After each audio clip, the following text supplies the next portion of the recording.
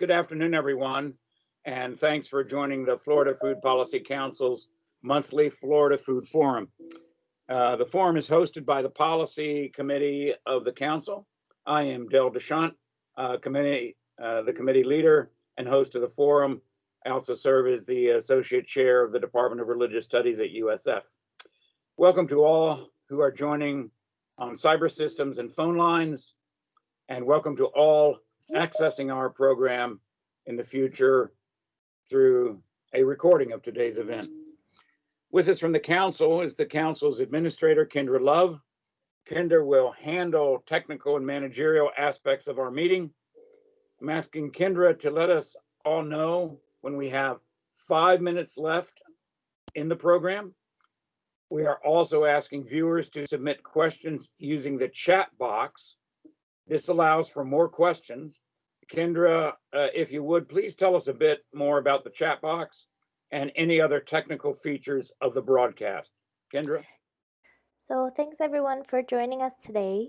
As Del mentioned, if you are online, on the bottom of the screen you'll see a bar and there is a little box that you are able to type in your questions. And after the presenters are done, we will take those questions during the question and answer session. We do ask that you please keep yourselves on mute and your cameras off while the presenters are speaking. Thank you. Thank you, Kendra.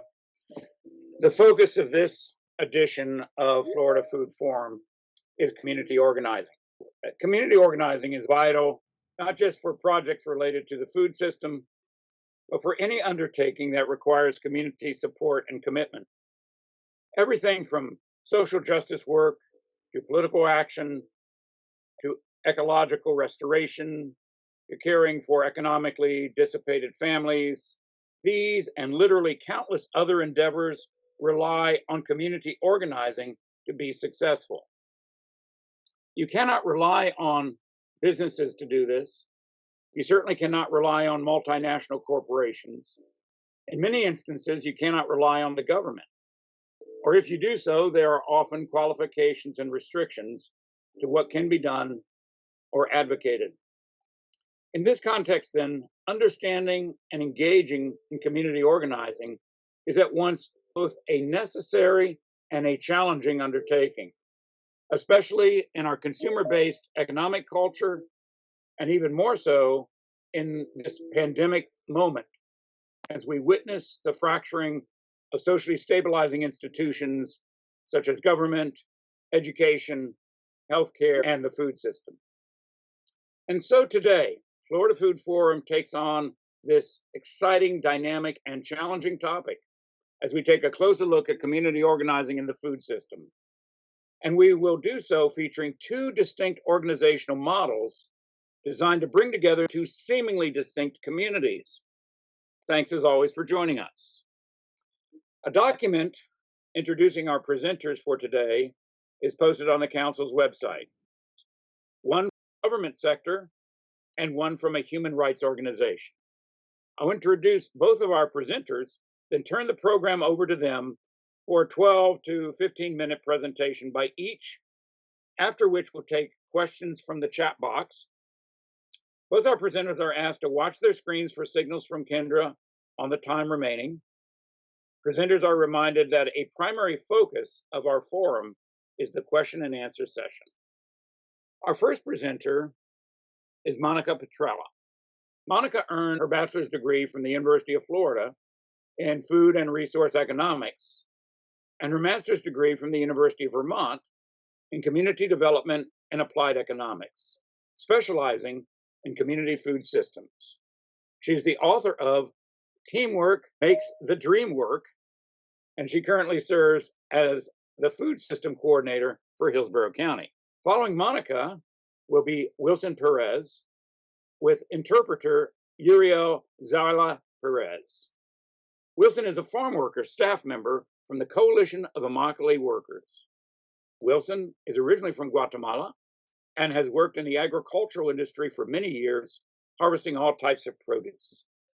Wilson's work with the coalition includes hosting daily radio shows, leading community meetings, fielding complaints of abuses, and managing wage theft claims. So to begin, it's my pleasure to welcome Monica Petrella to Florida Food Forum. Monica, please, the floor is yours. Great, thank you so much. And so you can see my screen, correct? Yes. Awesome. So I'm going to go ahead and start. As Del said, my name is Monica Petrella, and I have the honor of being the Food System Program Coordinator for Hillsborough County. So I'm going to kind of go through the presentation quickly because I do think the value is going to come from the discussion. But I kind of want to go through some of the things that I've learned about community organizing in the food system. So first, let me get squared away here. Okay, so community organizing and the food system. I'm gonna go ahead and rearrange the words a little bit to kind of better fit my approach to the work that I do. And instead, I'm going to turn it to organizing in the community food system. So this space in which we're organizing is kind of a specific space, and I'm gonna go ahead and talk about that a little bit more. So first, what do we mean when we mean organizing? And then what do we mean when we mean a community food system? So these are just kind of, definitions that I put together. So not any, formal vetted, but I think they make sense. So organizing is the process of mobilizing several or many independent entities to accomplish a unified goal.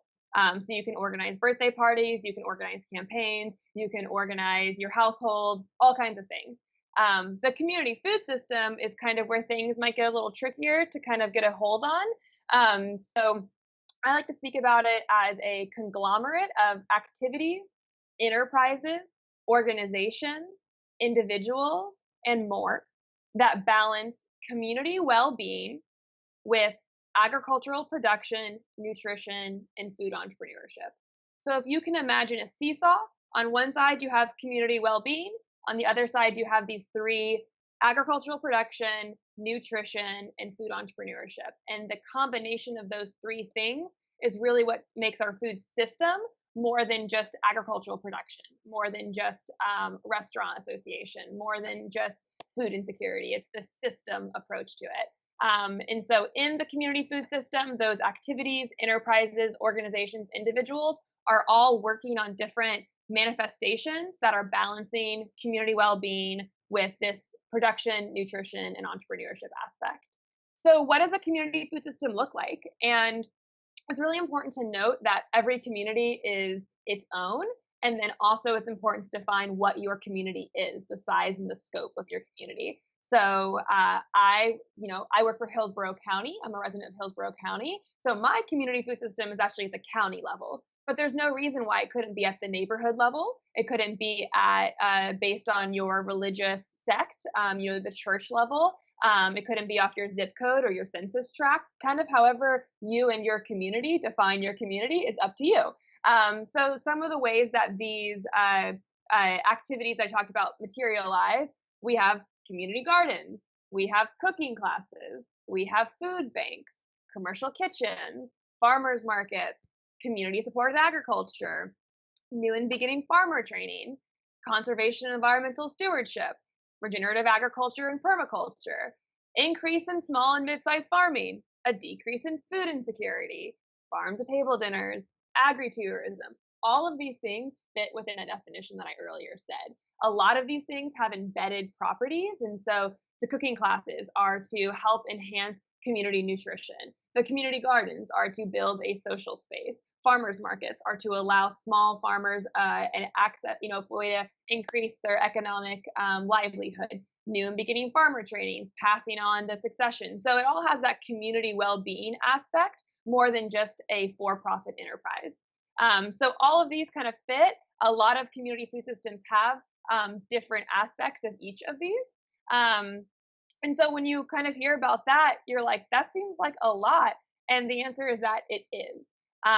It's kind of, important to note that this community food system, all of those activities I just mentioned, almost all of them have something that they said, I can do this different and I think I can do it better. So whether it's better for the environment, better for economic livelihood, better for the farm workers, better for the community, there's this kind of I want to do something different.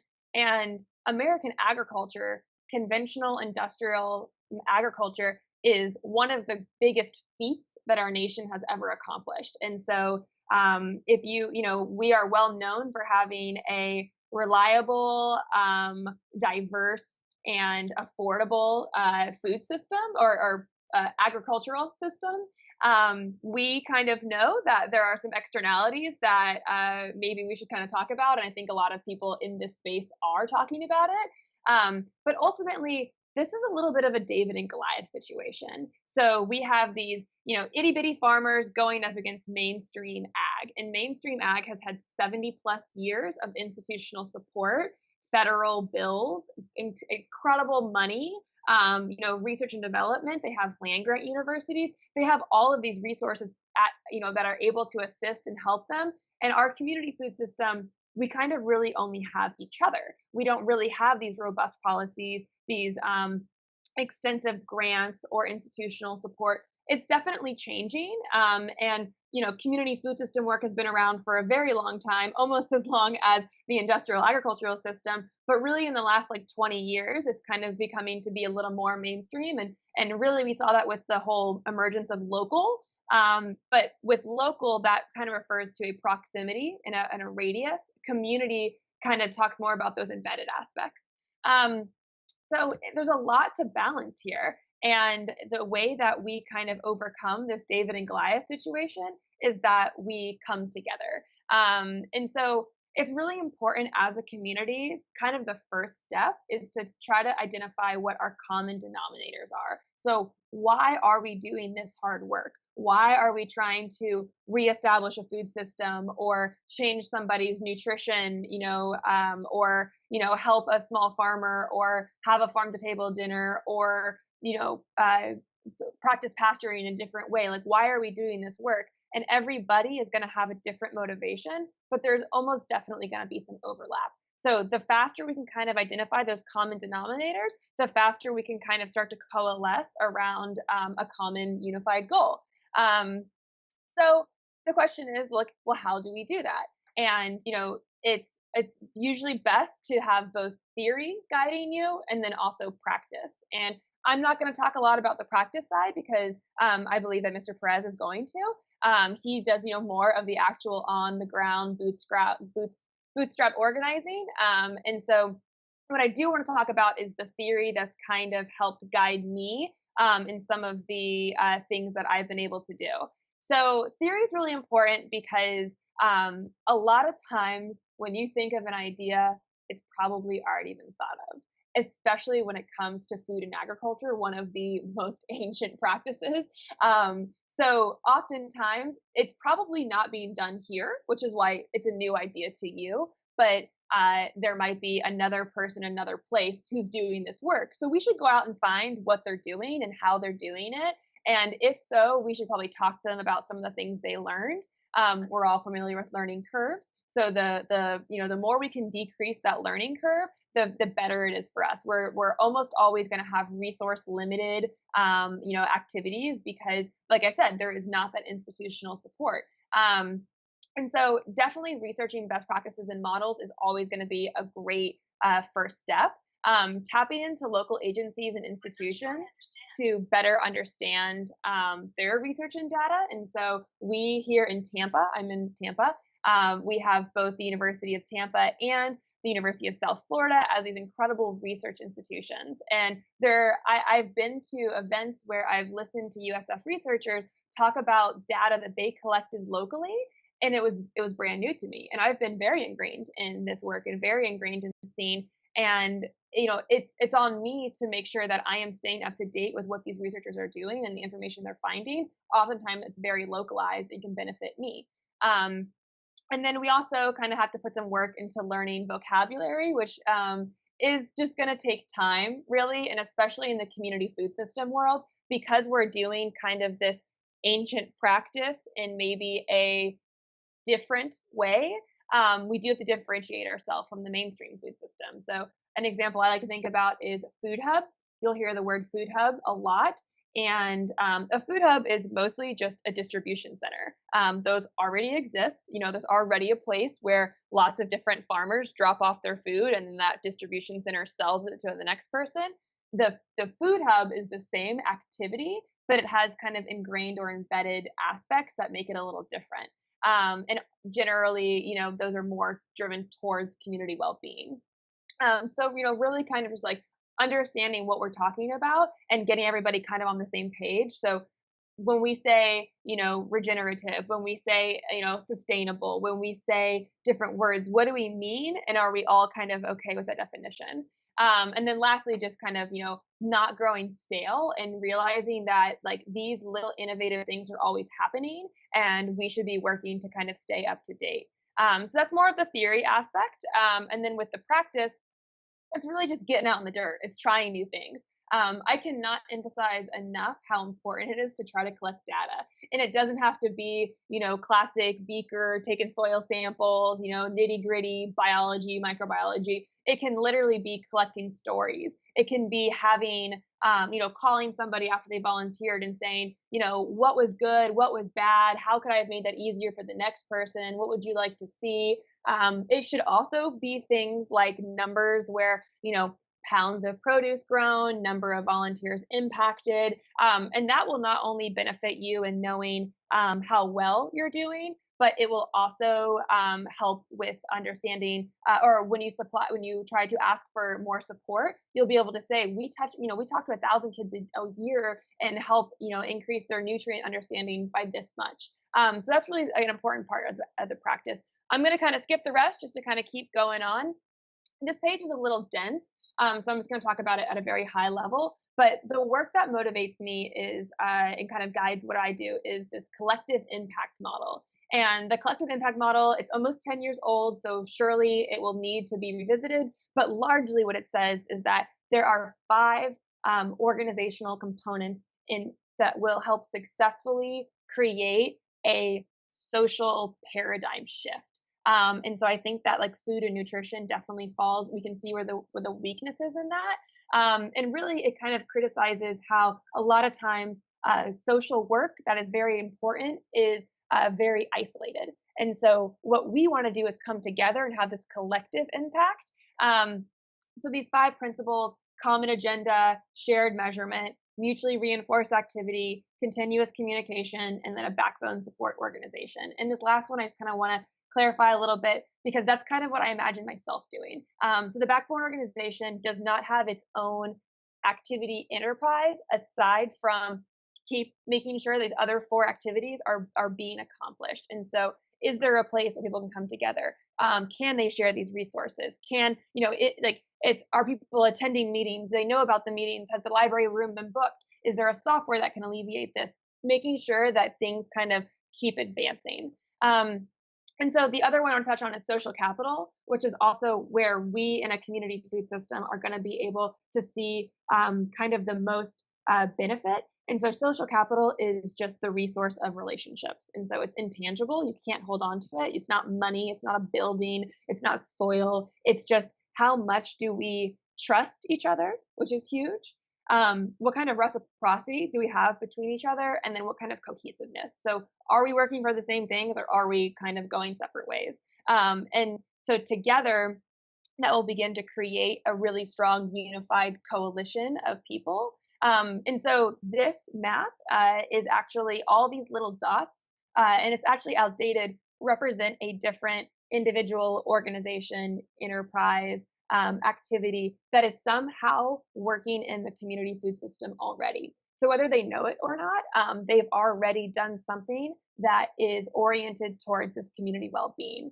And so using the collective impact model, the questions are, how can we get all these little dots to participate in reinforcing activities, continuous communication, a common agenda, and shared measurements? And how we do that is just kind of come together and brainstorm it out. And so that process is going to take a lot of, giving and trying, rough drafts, people coming in and actually putting in work. Attending a meeting and going home kind of isn't enough. We need, there's a lot of work to be done. And the more people we can divide it by, the easier it will be individually. And so this is something that we actually do believe in. We really need all hands on deck. And there is so much work to be done that anything you have to contribute, that's enough. If you want to learn more, great. So this was kind of just an organizational chart that unfortunately we don't have the time to go through now, but just kind of see like the general thinking of how things could start to come together and how we could actually build kind of a community-wide activity or space to build together. So I'm just going to kind of sign off. I work for Hillsborough County. I'm delighted to do this work. If you are in Hillsborough and you want to talk to me, please reach out. My whole job is to assist with this big lift and to identify resources and to make the work that you do less burdensome, so that way you can be teaching kids how to grow stuff. That's what you can be teaching kids how to cook healthy. You can be alleviating food insecurity. I want to take off the burden so that way we can all kind of be able to do the activities that we want to succeed. So that's it for now. I know it's really quick, and I'm happy to answer any questions afterwards. Thank you, Monica. Thank you, Monica. Our next presenter is going to be Wilson Perez. But before bringing on Wilson, I just want to encourage everyone that if you have questions for Monica, please put them in the chat box while they're fresh in mind. And then when we have the Q&A, we can pick up those questions from the chat box. As a segue from Monica to Wilson, I just want to go back to an observation that I made in the introduction. And that is, and this is a question that we may take up later, how do we go about community organizing? And using whatever model is important to us or whatever model we're good at activating. How do we do that in the context of a consumer-based economic culture and a consumer-based social culture? And then how do we do it especially in this pandemic moment when we witness the fracturing of socially stabilizing institutions such as government, education, healthcare, and the food system? That to me is an overarching question for any type of community organizing and kind of the bridge or the problematic connection between what Monica is doing and what Wilson is doing. And so, as we thank Monica, we now welcome Wilson Perez and interpreter Uriel Zelaya-Perez. And so without further ado, Wilson and Uriel, welcome to the program. Thank you so much, Del. We're going to start also sharing our screen as well. Can you see that? Yes, it looks great. Okay, perfect. Entonces, comienza. Sí, buenas tardes. Gracias por el tiempo que nos han dado. Mi nombre es Wilson Pérez. Soy parte del staff de la Coalición de Trabajadores de Immokalee y soy originario de Guatemala. So good afternoon, everyone. My name is Wilson Perez. I'm a Farmworker Staff Member with the Coalition of Immokalee Workers, and I'm originally from Guatemala. Y pues sí, también he trabajado varios años en la industria agrícola, trabajando en los tomates y también tengo como unos cuantos años por acá trabajando aquí en este país y pues ya estamos trabajando, ayudando a la comunidad en el pueblo de Immokalee en estos días. And so just a little bit of background about myself. I have many years of working out in the fields in the agricultural industry and this Immokalee community, and I have most recently been working as a organizer here in my community, seeing how we can address a lot of the issues that the farm worker community in Immokalee faces. Y bueno, la coalición es una organización que ha luchado por años para eliminar todos los abusos que nosotros enfrentamos trabajando en lo que es la industria agrícola, la cosecha de tomates. So just to give a little bit of context, so the Coalition of Immokalee Workers is a farm worker human rights organization that has been focused now for 25 years on how to eliminate the systemic abuses that we have found very pertinent in the agricultural industry in our community, specifically the tomato industry. Y bueno, hablamos un poquito brevemente sobre lo que es los abusos, ¿verdad? Que nosotros enfrentamos en el trabajo, viene siendo lo que es la golpiza a los trabajadores, el falta de salario, el no tener sombra en el trabajo, no tener agua directamente en el trabajo, y también un salario muy bajo pagando a nosotros trabajando en lo que es en los tomates. Yeah, and when we talk about sort of sort of the conditions that farm workers faced or have faced historically. We talk about things such as sub-poverty wages that have been paid for farm workers and for farm labor, abusive conditions such as wage theft that are very rampant in the agricultural industry, things like verbal and physical abuse that is sort of a daily bread for farm workers in the industry as well. Y bueno, como también hay una variedad de trabajadores, ¿verdad? Como nosotros somos trabajando, también hay compañeras mujeres que trabajan con nosotros. Entonces, en estos tiempos, en esos años, ellas venían enfrentando lo que es el acoso sexual de parte de los rancheros, contratistas en el trabajo. And for when we talk about farm work, it's a very diverse workforce in general, but mostly a migrant workforce. But within there's also a really stark sort of gender breakdown where there's a minority of workers that are women working in the agricultural industry. But for these farm worker women, one of the most rampant abuses that they face when working in the fields is sort of sexual violence, gender-based violence in the fields. Y esos son los abusos, pero también en los casos más extremos, en la industria agrícola, aquí en el pueblo de Immokalee, en los ranchos, ¿verdad? Ha existido lo que es la esclavitud moderna, que también a veces pensamos que eso no podría pasar aquí, pero lastimosamente en la industria agrícola ha pasado y también sigue pasando en los ranchos. And also to sort of conclude those kind of abusive conditions, one of the most extreme abusive conditions is things like modern day slavery, which Immokalee back in the 1990s, I would add, was known as ground zero for modern day slavery. And a lot of people used to ask themselves, what, modern day slavery happening in the United States? Yes, it was happening in the United States. It was happening in our community and continues to happen. And for the most part, and agriculture is one of the main places where you can find it.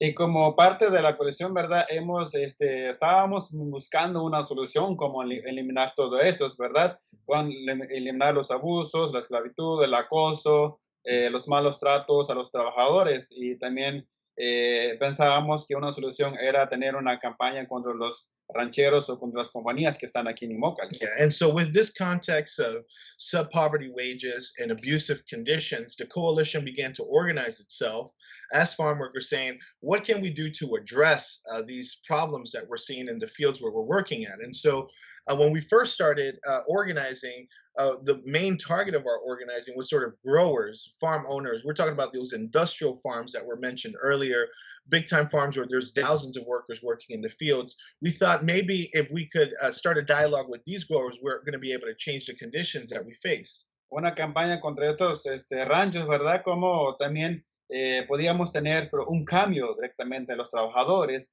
tener también lo que es un aumento de la cubeta que también era una casi nada para un pago para los trabajadores en esos días. And while at the same time advocating for the elimination of these abuses, also advocating for a wage increase. That at that time in the 1990s, there had not been a real wage increase for about 30 years in Immokalee for these farm workers. And so also having that in mind when we were advocating towards the growers. Pero ya que también empezábamos con eso, nos dimos cuenta que el problema no era con los ranchos, compañías grandes que estaban aquí en Immokalee, sino que el problema era con esas corporaciones, con esas tiendas o restaurantes que venían a comprar tomates aquí en el pueblo de Immokalee de un precio bajo, pero en sus tiendas estaban muy caros. But what we realized in those early years of our organizing was that a lot of these farms didn't actually have significant power in order to change the industry in the way that we wanted to change it. That there are sort of another player in what we would call the supply chain of agriculture, big time food corporations that exercise what we call significant market power over the industry. When these food corporations come to our community, they want to buy as cheap as possible, the best quality produce, but they don't often take into consideration what kind of conditions the products that they were purchasing from, what conditions they were coming from. Estos tiendas o corporaciones que habrían comprado tomates aquí en el pueblo de Immokalee venían en diferentes estados aquí del país, porque el tomate que se cosecha por acá, se invierte en todo el país por acá. Entonces, por eso venían esas corporaciones y desde entonces empezamos una campaña contra esas corporaciones. And these corporations, these food corporations that we're purchasing here in Immokalee really just showed the connection between the food supply chain, right? Immokalee produces about 90% of wintertime tomatoes consumed and grown here in the United States during wintertime months in the US. And so the produce that is grown here reaches tables all across the United States. And with the help of these corporations, that's how they reach there. So what we thought was, well, if these corporations are benefiting significantly economically from purchasing here in our community, and they demand all of these things, why don't they demand basic human rights for the farm workers in the fields? Empezamos entonces con la campaña, enfocándonos en esas grandes corporaciones. Por ejemplo, lo que vemos en la pantalla, Taco Bell fue uno de los blancos que nosotros empezamos primero. Pero no solo empezamos primero, sino que también tuvimos que buscar una asociación como aliados, con consumidores, con gente de diferentes iglesias, de diferentes lugares, donde cuando supimos que ellos estaban de nuestro lado o también querían apoyarnos parte de los trabajadores, empezamos entonces con la campaña contra Taco Bell. And so in the early days, in the early 2000s, we started what is now known as the Campaign for Fair Food, which was tackling these food corporations, demanding that they exercise their significant market power to change the conditions that farm workers face in their supply chain. And as you can see by the image in front of you, one of the first food corporations that we targeted was Taco Bell. Taco Bell was purchasing a significant produce from our Immokalee community at a very cheap price from farms that we knew had human rights abuses happening in the fields. And so, but in order to get Taco Bell to come to the table and to agree to these things, this is where sort of a community organizing really started playing a role, and really community organizing even beyond our own community, right? Going to what we call consumers, but in reality are just people, right? Going to local churches, going to local university classes, going to professors, going to community groups, educating them about the conditions that farm workers were facing and asking them to stand alongside these Immokalee farm workers in their demands towards these corporations. Entonces, cuando comenzamos con esta campaña, también mandamos 3 demandas a estas corporaciones, o como por ejemplo a Taco Bell, diciendo como esto, que también que hubiera derecho para los trabajadores, que no habían por muchos años, que también el trabajador tuviera la voz en el trabajo, ¿verdad? Para reclamar o hacer una queja de parte del trabajo, porque lo que hacían antes es que si el trabajador hacía una queja, se lo despedían de inmediato, y también pedíamos un centavo más por libra de tomate que nosotros trabajamos directamente en esas compañías. And so when we had this Taco Bell campaign, we had these demands that were created by the farm worker community here in Immokalee. And those 3 demands were, first, that Taco Bell pay 1 penny more per pound of tomatoes that they purchase, and that penny go directly to the farm workers as an added bonus for the work that they were doing. Secondly, that Taco Bell subscribed to a human rights code of conduct created by the farm workers themselves, where there was a zero tolerance policy for gender-based violence and modern-day slavery in the fields. And the third demand was for the farm workers to have a voice in the implementation of these rights in the fields, because for the most part, and we can't go much into detail now, but there's what we would call a culture of silence, where if workers were to speak out, there would always be retaliation.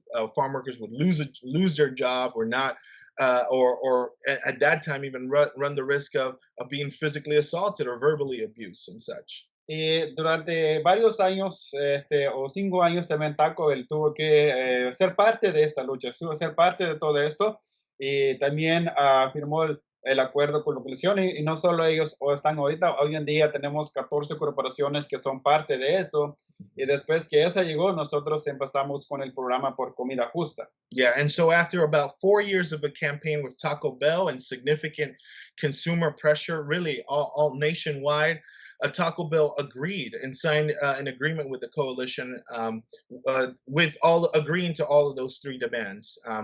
Again, we're going fast because of time, but since then, 13 other multi-billion-dollar food corporations have also agreed to these 3 demands. And after capturing sort of this significant chunk of market power, the Florida Tomato Growers Exchange, the Florida tomato industry, agreed to implement these 3 rights into what is now known as the Fair Food Program, which is sort of the embodiment of these 3 demands out in the fields. Entonces, el programa por comida justa viene siendo los nuevos derechos para los trabajadores. Llegó como un nuevo día para los trabajadores y también hubo el 90% de los ranchos que también estuvo participando en esto y también esos derechos que también llegó a los trabajadores. Nosotros íbamos directamente en los campos y cada trabajador tiene un libro como esto y también ahí habla sobre los derechos que también y se invirtió 30,000 millones de dólares para los trabajadores y hubo 200 quejas para todo lo que es el problema que existía en el trabajo. Yeah, and so this establishment of the Fair Food Program, it first started in 90% of Florida's tomato industry. As you can see from the map, it has expanded up the East Coast, which follows the migratory pattern of most farm workers in the Immokalee community, at least. So it's now expanding to 7 other states. It also has expanded beyond the tomato crop as well. But the results of it are, again, securing basic rights that any farm worker should have: access to clean water, access to a clean bathroom in the workplace, but even things beyond that. Part of the Fair Food Program has farm workers like Wilson going to the fields, giving booklets like the one I'm holding in my hand, letting workers know about what rights they're entitled to. There's sort of a worker-to-worker education element so that these workers can then become sort of human rights monitors for themselves. The results of these programs are right up in your screen. Over $30 million have been distributed to farm workers by that penny more per pound bonus. Over 2,200 complaints have been successfully resolved. The mean time is about 2 to 3 weeks. And we have virtually eliminated forced labor and gender-based violence by way of that zero tolerance policy in the fields. Yeah, and so I know, I just want to do a quick time check with you all to see how much time we do have, because we also wanted to answer some of the questions that you all posited, but I don't know if Uriel Yes. and Wilson, if you could, maybe just a couple more minutes of presentation, because we're now moving pretty significantly into our Q&A time. Okay, sounds good. Entonces solo hay un par más de minutos. Entonces sí. ¿Lo dejamos en eso? Yeah. Sí. Yeah. So yeah, for the most part, so this Fair Food Program as well has also become a basis, really, and a model that has been expanded to other industries as well. Dairy farm workers up in the state of Vermont have adopted this model into a program called Milk with Dignity. They have recently signed an agreement with the company Ben and Jerry's.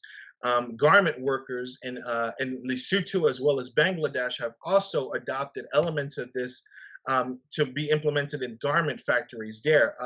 So this is sort of our way it's really sort of the result of community organizing, farm workers coming together saying, we're tired of these abusive conditions. How can we create change? We do so by educating more communities about the problems that we find, asking them to stand alongside us in creating this program that has created significantly tangible results for the farm worker community, at least here in the Immokalee community. And so with that, I think we'll end it there and just open it up for any questions, or just go as the program goes. Excellent. Muy bien, and gracias, muchas gracias for the excellent presentation. We're going to open it up now for our questions. We're going to ask Kendra to field them using the chat box. And as we're opening that up and beginning for the Q&A, we'll direct them either to both of our presenters, our team, if you will, or to either Monica specifically or Wilson specifically. And again, the overarching question that I have still that we might all be thinking about, and it does not have to be a specific question, is how do we go about this work in the context of the consumer-based economic system and a consumer-based social system? Both of our presenters, both Monica and Wilson, engaged that in some way, which was excellent. But I think a deeper dive into that would be important, because the folks that are listening to this will have questions about how they go about organizing within their community, wherever their community may be. That being said, Kendra, I'm going to turn it over to you for the chat box questions. All right, well, first of all, thank you so much, both Wilson, Uriel for translating, and Monica, fantastic presentations. We did have a question come in earlier, which was what efforts, this is directed towards Wilson, What efforts are being taken by the Commission to address food insecurity amongst migrant farm workers and the surrounding communities? And also, does the coalition have the capacity to expand their efforts and partner with other organizations? I think you might be on mute, Uriel. Yeah, I'm sorry. I was interpreting. Oh, gotcha. Entonces, ¿qué está haciendo la coalición como para ayudar a los trabajadores que tienen como falta de comida en este momento durante la pandemia? Entonces, nosotros no enfocamos tanto en eso, pero hay grupos aquí en la comunidad. Sí, sí, esa es una pregunta muy importante, ¿verdad? Más que nada creo que para la comunidad. Básicamente, pues la organización de la coalición, no mucho nos enfocamos en eso, ¿verdad? De la calidad, pues, para la comunidad. Pero más que nada, aquí en la comunidad también hay diferentes grupos, diferentes como iglesias también, creo que también lo que ellos también se enfocan en eso, ¿verdad? Para la gente, para ayudar a la gente, en los que, por ejemplo, los que están en esa situación del COVID o los que se enfermaron con eso. Creo que también hay varios grupos que también se enfocan en esto, en dar ayuda a la comida para los trabajadores. Yeah, so just a quick question is just, from our end, the coalition doesn't necessarily step too much into what we would call sort of food distribution in the Immokalee community. There's already a lot of organizations that do that kind of work. We see it as an organization, we see it as a necessary for this to be, given that, as you all know, farm worker communities are essential communities. They're still going out to work in the fields, yet don't necessarily have a lot of resources. And so it is necessary, but the main focus of our organization is fairness and justice. And to us, if farm workers were receiving fairness and justice, they wouldn't need to rely on food banks in order for them to be able to get some food. And so, although we applaud the efforts of those organizations, our organization per se doesn't get into that. However, I think another thing that I'm adding to what Wilson shared, though, is that at this moment, we actually have a campaign asking Governor DeSantis for more economic resources for farm workers right now. Specifically given the fact that, as I mentioned, farm workers are essential workers, but they don't have a lot of protections like PPE resources. A lot of farm workers have been affected for things like childcare that is often offered to them has been sort of canceled given COVID-19. And so we're asking for these economic resources to help farm workers that have found themselves struggling right now financially. Okay, thank you. Thank you, Wilson and Uriel. Kendra, next question. Yes, so we have one more question from for Uriel and Wilson, and then we have another one for Monica. So the question, the English version is, what are some of the most effective strategies that have helped you push corporations to participate in the Fair Food program?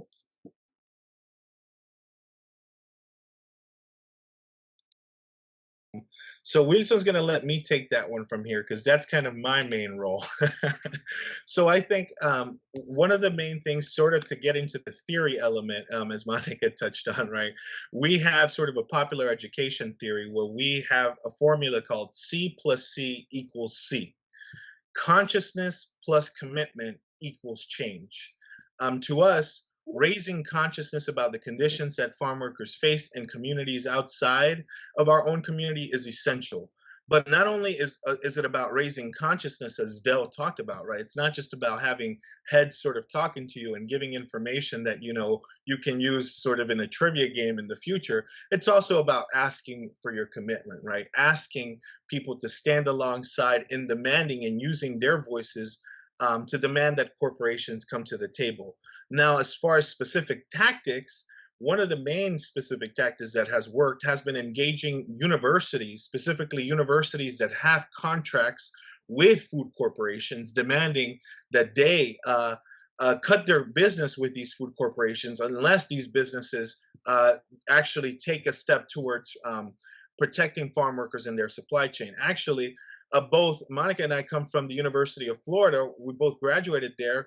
There was a big campaign getting Aramark, which is the food provider there, some years ago to sign on to fair food agreements. And that was a way that students used their power within a massive public institution like UF to push forward ideas and a program that was going to be beneficial towards farm workers. So organizing students has been one way. Another way has been using the moral voice of faith institutions as sort of a legitimizing concern, right? So our campaigns have been endorsed by churches like the Presbyterian Church USA, the United Methodist Church, the United Church of Christ. This sort of has a moral element to it, sort of a moral fortitude to the demands that farm workers are putting as well. Excellent. Very good. Thank you both. Kendra, for Monica. Yes, so Monica, we have a question. Where do you see food systems planning, especially as it relates to resiliency and sustainability, come into play when dealing with farm workers? Are there ordinances or changes in your county's comprehensive plan that could address this? Great. Yeah, so that's a really big question. So I won't be able to answer it like in the detail that I would maybe like to, be able to. And then I'm actually going to start with kind of the end. The county does not have a comprehensive plan right now.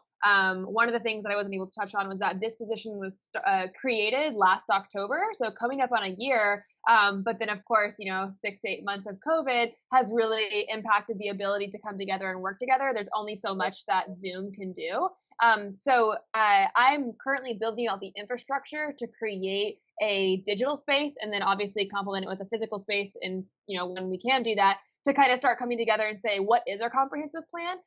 Labor is incredibly important to me. And I think that, as a nation, we pride ourselves off of individuality, and, empowering somebody as an individual to be able to make the best decisions for themselves.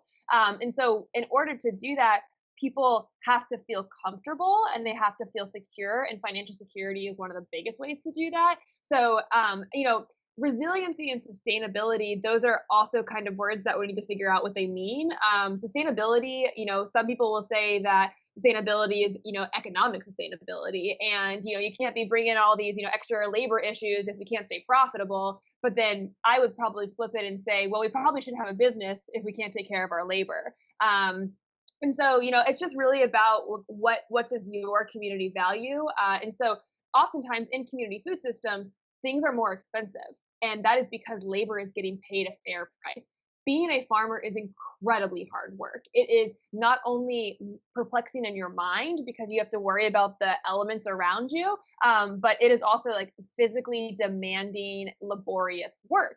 And so when you go to a farmer's market and you pay, double the price for your farm basket, it's because the person down that actually grew that is getting paid a fair price. And so the goal would be to, instead of have it be this urban versus rural, kind of out of sight, out of mind, to really start connecting the pieces in the community where, okay, this maybe cost me a little more money, but I know that this is going to support this family. It's not, poverty wages. And so when it comes to creating jobs, what good is creating a job if you're creating, still, poverty, working class, wages?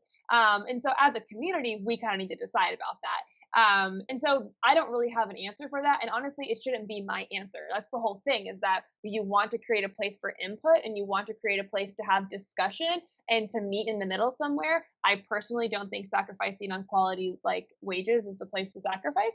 And then you have to flip it around and say, okay, well, if we raise food prices, then now food insecurity is going to increase even more. So what kind of systems can we create, implement, support that can kind of do it all? I very much believe it's possible. I do think that it will take sacrifice. And I do think that as a nation, as individuals, as a community, we have to kind of question what consumption means to us, and how can we get a hold on to better consumption practices to where we're not creating these crazy externalities. So I know that was like a lot of words for, but it's a pretty big question. So, I think it was a fine answer for a big question and something that I would love to continue discussing. That was great, Monica. If I say so myself, it was a fine answer to a great question. Yeah, it was. It was a great answer. And let me step in here too, and Kendra, you can be developing one of the other questions from the chat box.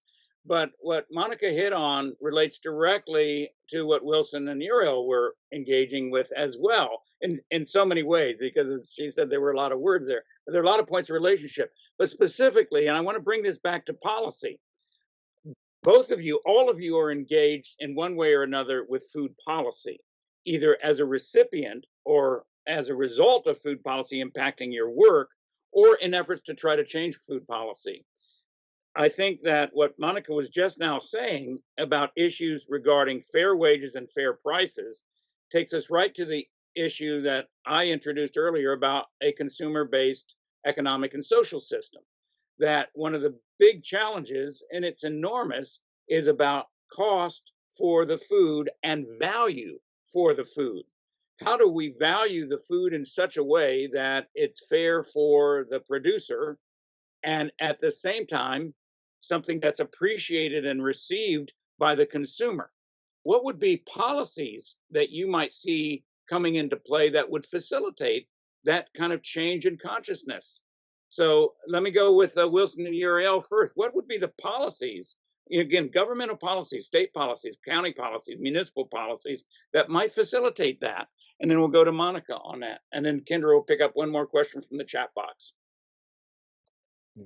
So we want to be mindful of time. So Wilson and I had discussed this, and so I'm just going to mention what we had discussed beforehand. I think, and I actually spoke with Kendra when we were preparing for this, really the reason why the coalition went about organizing in this way was due to the fact that we didn't see policy as a significant vehicle for change, right?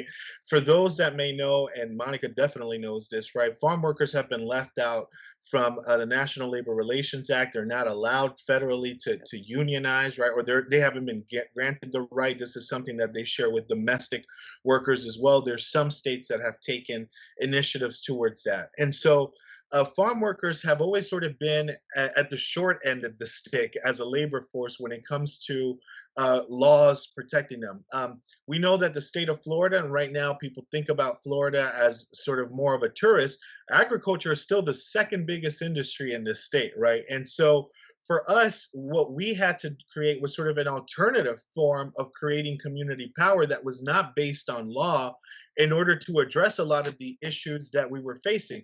There's already laws in the books speaking against modern day slavery, speaking against discrimination and stuff, but there really wasn't a lot of enforcement of this legislation, at least when we were seeing it in the fields and stuff. And so to us, it's a little bit difficult to say, hey, this is what kind of policy that'll be useful, because we unfortunately haven't been on the receiving end of a lot of policy that has been beneficial towards workers. To us, the recommendation would be actually more along the lines of what Monica was saying, which is starting a community dialogue on community-based solutions. And we think that the Fair Food Program is a model that fits very much right into that. I think communities are being their awareness has been raised where they care about where their food comes from, they care about the conditions, and they're willing to put it in the price if it secures better working conditions for farm workers or better quality. We've seen this in organic pricing. Organic pricing is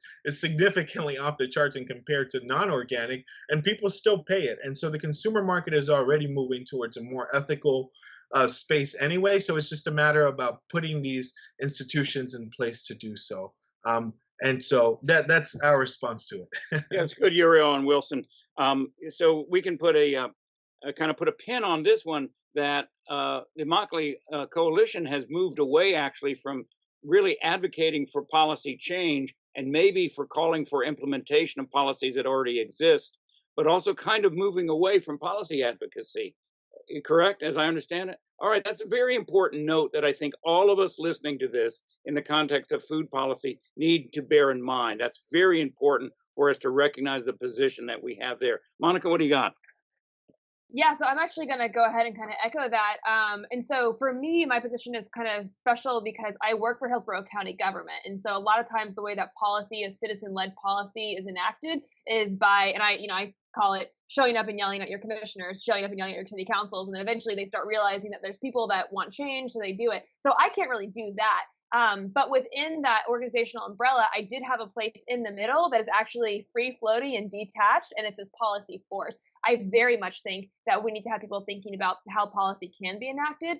But the thing about having policy set the tone is that it is way different and less effective than having people opt in to a habitual change. So if we want to accomplish, a more just food system, if you have your commission or your state going out and saying we're enforcing these things, people are going to be mad about it just because that's how politics works. If you are able to kind of change the cultural tone around it and start, organizing around you and saying, oh yeah, it's a little more, but it's worth it, or like you really start getting out, that to me is way more effective. Policy can be used, policy is used to influence decision, right? That's why we have policy. And so you can do that in a city council state level with different kind of incentives. And so, having city land that can be donated for a co-op, or having an urban ag ordinance that allows for backyard chickens or front yard gardening, or even selling on site. A lot of these community gardens cannot sell on site. And so those kind of little bitty things can definitely make a change. So that kind of policy is definitely more grassroots. Having a more substantial, paradigm shift policy, I believe that the more effective way, is really just kind of building a mass movement and kind of making this cultural change, and then it will be so obvious that the policy follows. Okay, well that's excellent. I'm looking at the clock right now, and it does appear that we just are not going to have enough time for any more of the chat box questions. Thank you all. You can continue to post the questions though, and we can send those questions on to Wilson and Uriel, as well as Monica, if they're willing, and they can pick them up off the air, so to speak. We're going to wrap it up now. Excellent questions, and as you can see, we've just barely opened the door a crack to being engaged in these sorts of issues. And the responses that we had from all of our presenters to the questions that came in actually themselves have raised a whole host of new questions that are worth our further consideration. And that's what the Florida Food Policy Council is all about. The Florida Food Policy Council may not be able to answer all of your questions, but I think that we'll be able to raise the really good ones, and we'll be able to open the door to ways that we can answer them.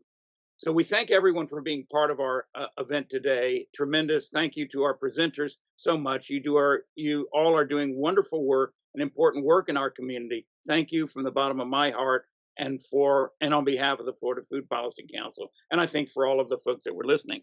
I do want to encourage everyone to please consider becoming a member of the Florida Food Policy Council. These operations are not cost-free. There are resources that it takes to put on these programs and to do events of this type, as well as the many other fine projects of the Florida Food Policy Council. Please do consider becoming a member, and if not a member, maybe sharing a small donation. We have an opportunity to give that's on the Florida Food Policy Council website. That being said, before we sign off, I'm going to ask Kendra if she can tell us just a little bit about what's coming up next month on Florida Food Forum. Yes, and thank you again for the fantastic presentations today. Our next forum is going to be on October 30th, and it is going to be on the National Farm Bill and what it means to Florida's food system. And our guest speaker is going to be Michaela Scott, who is the Strategic Partnerships Coordinator with the Florida Department of Agriculture, the Division of Food, Nutrition, and Wellness. So that should be a fantastic talk. It'll be at the same time from 12 to 1 p.m. on October 30th. Thank you, and thank you, Monica. Thank you, Wilson. Thank you, Uriel. And thank you, Kendra, for making all of this possible. And please join us again next month. Our best to everyone. Thank you so much. Have a good one, Bye. everyone. Thank you, everybody. Thank you. Thanks, everyone. Have a great day.